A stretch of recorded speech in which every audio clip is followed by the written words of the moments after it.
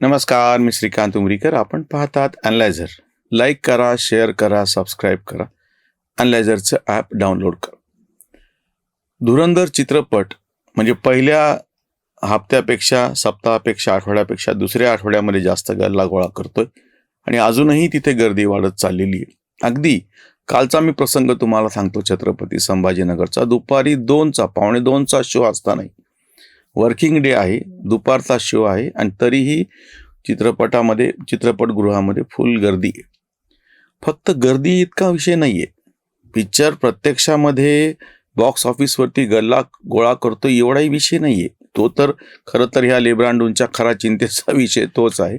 कारण की एकदा असे आम्ही मागे जो व्हिडिओ केलेला होता त्याच्यामध्ये काश्मीर फाईल रचला पाया, धुरंधर झालासे कळस, तो म्हणण्यामध्ये उद्देश तोच होता की एकदा अशा पद्धतीचे चित्रपट बॉक्स ऑफिसवर कमाई करतायत असं म्हणल्याच्या नंतर तशा पद्धतीच्या चित्रपटाची लाट येईल. कारण की ही एक व्यावसायिक कला आहे.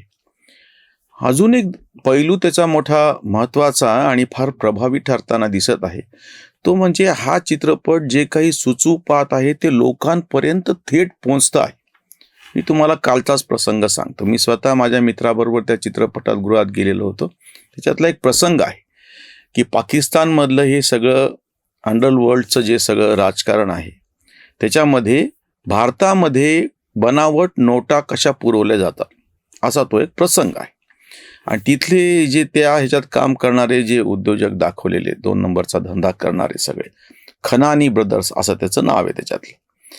आणि त्याच्यामध्ये अजित डोवालचं पात्र रंगवणाऱ्या आर माधवन यांनी एक प्रश्न विचारला आपल्या असिस्टंटला की आपल्या नोटांचं हे जे मूळ डिझाईन आहे त्याचं इतकं हुबेहूब मिळणारं हे तयार कसं होतं, हे प्रिंट मिळालं कोणाला, हे डिझाईनचं जे ते मूळ हे असतं त्याच्या प्लेट्स त्या मिळाल्या कशा काय. आणि जेव्हा तो समोरून उत्तर देतो की सरकारमधला एक उच्च पदस्थ मंत्री आणि त्याचा मुलगा हे याच्यामध्ये इन्व्हॉल्व आहेत.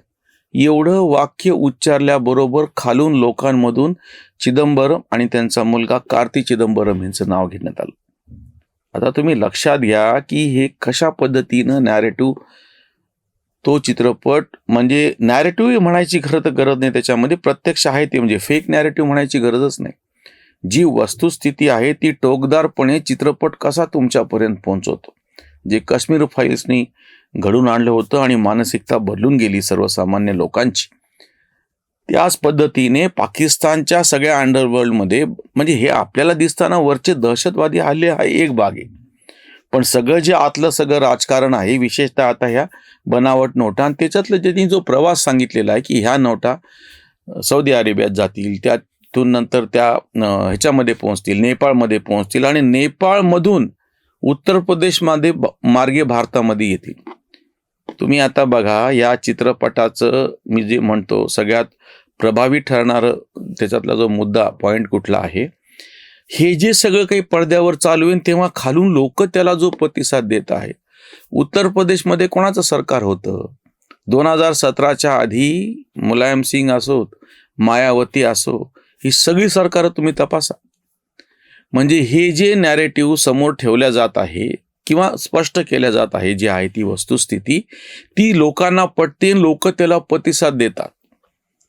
त्याच्यामधले एक जे वाक्य ज्याच्यावरून प्रचंड मोठ्या प्रमाणामध्ये धिंगाणा झाला की पुढे येणारा एखादा पंतप्रधान, प्रमुख, राष्ट्रप्रमुख, त्याच्यासमोर आपण हे सगळं ठेवू म्हणून सगळे आपण गोळा करतो, माहिती वगैरे जी सगळी गोळा करतो. खरं तर त्याचा नायक अजित डोवाले म्हणजे तो आर माधवन आहे. तो ज्या पद्धतीनं, अजून एक त्याच्यातला प्रसंग आहे आणि लोक जो प्रतिसाद देत आहेत त्याच्यावरती, अजमल कसाबला तिथे कसं तयार करून भारतामध्ये पाठवण्यात येत होतं त्यावेळेसचा एक प्रसंग आहे. आणि हा जो गुप्तहेर बनून तिथे गेलेला आहे रणवीर सिंग, आणि तो जेव्हा तिथे उभा आहे आणि त्या सगळ्या त्या आतल्या दालनामध्ये शस्त्र येतात बलूच लोकांकडून आणि ती शस्त्र हातात द्यायची, त्याच्यातले एक शस्त्र प्रत्यक्ष कसाबच्या हातामध्ये दिले जात आहे, तो प्रसंग आहे. आता ह्याच्यातून आजही लोकांना त्या सगळ्या जुन्या आठवणी येतात, जे शहारा उमटतो सगळ्यांच्या अंगावरती, ज्या सगळ्या प्रतिक्रिया यायला लागल्यात प्रत्यक्ष त्या थिएटरमधून, ही मला फार वेगळी गोष्ट वाटते. म्हणजे चित्रपटाने गल्ला गोळा करायला सुरुवात केली आणि ह्यांची चिंता वाढली आम्ही जे म्हणतो आहे त्याचं कारण ते आहे की जास्तीत जास्त लोक येत आहेत ही एक भाग, आणि हे जास्तीत जास्त लोकांपर्यंत परिणामकारक पद्धतीनं पोहोचतं आहे. अजून एक जो मुद्दा फार प्रामुख्याने सगळ्या त्या चित्रपटामध्ये आलेला आहे बलुचिस्तानचा. बलुचिस्तान हा असा प्रदेश आहे की ज्याचा अखंड भारताशी काही संबंध नव्हता. तेव्हाच्या अखंड भारताच्या सीमेवरच्या ह्या काही बलुची टोळ्या होत्या, त्यांचा एक मोठा प्रदेश होता. प्रदेश खूप मोठा, लोकसंख्या खूप लहान असं त्या भागाचं. म्हणजे पाकिस्तानमधला सगळ्यात मोठा भाग म्हणजे 40%च्या जवळपासचा भूभाग हा बलुचिस्ताननी व्यापलेला आहे आणि लोकसंख्या त्यांची जेमतेम काहीतरी 41 लाख आहे. या भागाचे जे प्रश्न आहेत ते अखंड हिंदुस्थानचा कधीच भाग नव्हते. इंग्रजांनी फाळणी केल्याबरोबर पाकिस्तानच्या जोडीला त्या टोळ्या आहेत त्यांनाही जोडून दिलं आणि त्यांना एक काहीतरी जे काही तेव्हा आश्वासन देण्यात आलं. त्या टोळ्या विखुरलेल्या होत्या, त्यांच्यामध्ये बाकी समन्वयाचा सगळा अभाव होता आणि ह्या सगळ्या ह्याच्यामध्ये पाकिस्ताननी त्यांच्यावरती कब्जा मिळवला आणि नंतर काही काळाच्या नंतर त्यांच्यावरती जो काही अन्याय झाला त्याला तोंड देण्यासाठी म्हणून ते अजूनही लढत आहेत आणि त्यांना फार मोठ्या प्रमाणामध्ये भारताकडून अपेक्षा आहे, आशा आहे. आणि नेमका हा पॉईंट ओळखून पाकिस्तानचे जे 2 मेजर तसे तर 4 पडतात, म्हणजे बलुचिस्तान एक, कराचीचा भाग एक, त्याच्यानंतर पंजाब जो म्हटला जातो, लाहोर त्याची राजधानी आहे, पंजाब एक, आणि तिसरा जो आहे खैबर पख्तूनवा, असे 4 भाग पाकिस्तानचे सांगितले जातात. पण मेजर आहेत ते 2, म्हणजे एक लाहोर एकीकडं आणि कराची एकीकडं. कराची बंदर पण आहे, आपल्या मुंबईसारखं थोडंसं छोटी मुंबई म्हणूयात आपण, कॉस्मो असं शहर, आणि त्याच्यामध्ये बलुची फार मोठ्या प्रमाणात इथे राहतात. आता हे जे सगळं राजकारण आहे जे कधीही आपल्यासमोर येत नव्हतं, आपल्यासमोर फक्त एक सगळे मुसलमान एक आहेत असं सांगितलं जात होतं. पण ह्या टोळ्या कशा वेगळ्या आहेत, त्यांच्यावरती कसा अन्याय केला जातो. दुसरी गोष्ट म्हणजे अफगाणिस्तान आणि पाकिस्तानचं जे भांडण आहे त्या खैबर पख्तूनवा त्या सगळ्या प्रदेशाच्या बाबतीतलं, हे पण पैलू समोर स्पष्टपणे येत आहेत. म्हणजे त्या ठिकाणी किंवा सिंधी, कराचीमधले जे सिंधी आहेत, बेनजीर भुट्टो आणि त्या सगळ्यांच्या बाबतीमध्ये असं सांगितलं जातं, तिच्या पुस्तकातही तिनं लिहिलेलं होतं की तिचे पूर्वज हे राजस्थानी राजपूत कसे आहेत. आणि नंतर मग तो उल्लेख पुढच्या आवृत्तीमध्ये गाळण्यात आला, अजूनही ती जुनी आवृत्ती शिल्लक आहे. हे जे सगळे पाकिस्तानच्या राजकारणातले अंतर्गत जे पैलू आहेत, पाकिस्तान जो एकसंधपणे आहे आणि एकसंध आहे असं सांगितलं जात होतं, ते तसं नसून पाकिस्तान कसं तुकडे होण्याच्या त्या काठावरती उभा आहे, कड्यावरती उभा आहे, आणि कधी त्याचा कडेलोट होऊन हे सगळे भाग वेगवेगळे होऊ शकतात. हे अतिशय दाहक पद्धतीनं, म्हणजे हिंदू मुस्लिम प्रश्न फक्त मांडला आहे असं नाही. किंवा अजून महत्त्वाची गोष्ट म्हणजे त्या ठिकाणी भारत आणि पाकिस्तानचं जे भांडण आहे तेही रंगवलेलं असं नाही. तर पाकिस्तानमध्ये जे अंतर्गत सगळा जो मतभेद आहेत किंवा जे सगळे फुटीचे बीज दडलेले आहेत ते मोठं होऊन त्याचा वटवृक्ष कसा होत चाललेला आहे, हे जे सगळं परिणामकारक पद्धतीनं आलेलं आहे. या चित्रपटाला दिवसेंदिवस गर्दी वाढत चाललेली, त्याचा गल्ला वाढत चालला, 500 कोटीच्या पुढे गेलेला आहे त्याचा गल्ला. दुसरी एक चिंता करण्याची जी बाब ह्या सगळ्या लिब्रांडूंना वाटते आहे, त्याचं महत्त्वाचं कारण म्हणजे यांनी जे काही एक भंपकपणा गंगा जमनी तहजीब नावानं चालवलेला होता, सेक्युलरिझमच्या नावानं चालवलेला होता, तो पूर्णपणे ध्वस्त होऊन जाताना दिसतो आहे.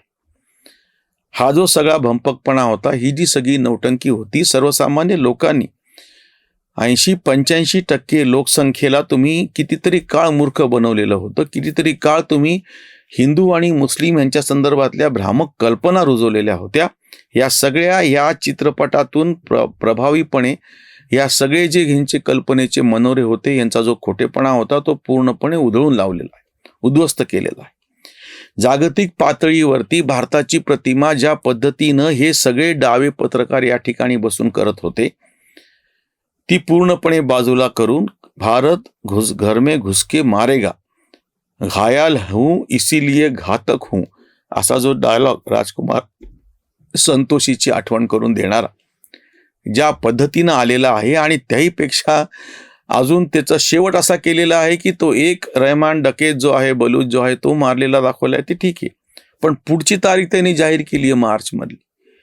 म्हणजे केवळ हा एक चित्रपट काढून ते थांबलेले नाही आहेत, ह्याचा पुढचा भाग येणार आहे. म्हणजे या सगळ्यामध्ये ज्या पद्धतीनं ऑपरेशन सिंदूर पुढचा पार्ट येऊ शकतो. कसाबनी मुंबईवरती जेव्हा हल्ला केला त्याचं चित्रण जे तिथं त्या टी व्हीवरती चालू आहे तेव्हा तिथली जी प्रतिक्रिया आहे, आणि हा रणवीर तिथे उभा आहे, तो असं म्हणजे संताप त्याच्या मनामध्ये, तो फक्त थंड सगळ्या ह्यानं डोळ्यानं फक्त बघतोय, आतूनच फक्त अस्वस्थ, बाहेरून काही दाखवत नाही. तो इतका अंगावर आणणारा प्रसंग आहे. त्याच्या तोंडी कुठलेच डायलॉग नाहीत, पण त्याच्या केवळ चेहऱ्यावरचे भाव, आणि ते केवळ रणवीरच्या नसून संपूर्ण भारताची जनता, सगळी देशप्रेमी जनता ज्या पद्धतीने ते सगळं घडताना, म्हणजे ते तिथला जो प्रसंग दाखवलेला आहे, अजूनही काटा येतो अंगावरती ते पाहतात. चित्रपट हे अतिशय प्रभावी असं माध्यम आहे. त्याच जोडीला ती व्यावसायिक एक कला आहे. खूप चांगला चित्रपट तयार केला आणि चाललाच नाही तर काय. पण या ठिकाणी 3 उद्देश सफल होताना दिसतात. एक तर जी काही वस्तुस्थिती आहे ती प्रत्यक्ष समोर मांडण्याचं धाडस कलात्मक पातळीवरती दाखवलेलं आहे. दुसरी महत्त्वाची गोष्ट म्हणजे जो संदेश द्यायचा आहे तो सर्वसामान्य लोकांपर्यंत पोहोचतो आहे. म्हणून मी नोटबंदीचा तो विषय सांगितला आणि चिदंबरम आणि कार्ती चिदंबरमचं नाव कसं लगेच लोकांच्या लोठावरती येतंय. आणि तिसरी महत्त्वाची गोष्ट म्हणजे प्रत्यक्ष गल्ला गोळा करून दाखवतोय. ह्याच्यातली एक जरी गोष्ट हुकली असती, गल्ला गोळा केला असता एक वेळ आणि लोकांपर्यंत तो मेसेजच जात नाही, काहीतरी लोकांनी एंटरटेनमेंट घेतलं, म्हणजे त्याच्यातलं नाच गाणे आहेत, बाकीचं काय रोमांस आहे, त्याच्यावरतीच लोक जर गेले असते तर मग मूळ हेतू सफल झाला नसता. किंवा अजून एक गोष्ट, हे सगळं आहे पण कल्पनेतलं आहे, त्याला वस्तुस्थितीचा आधार नाही. वस्तुस्थिती तर इतकी मिळती जुळती करून टाकलेली आहे.